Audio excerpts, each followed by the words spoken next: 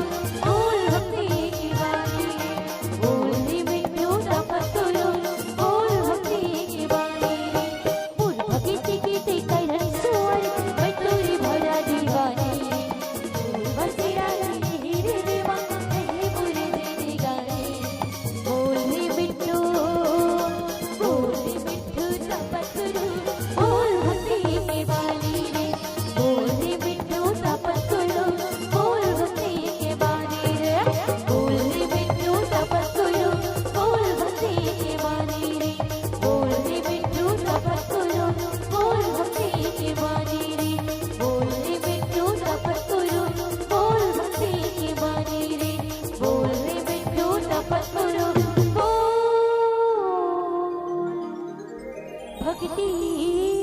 की वाणी रे बोल राजा रामचंद्र की जय हो।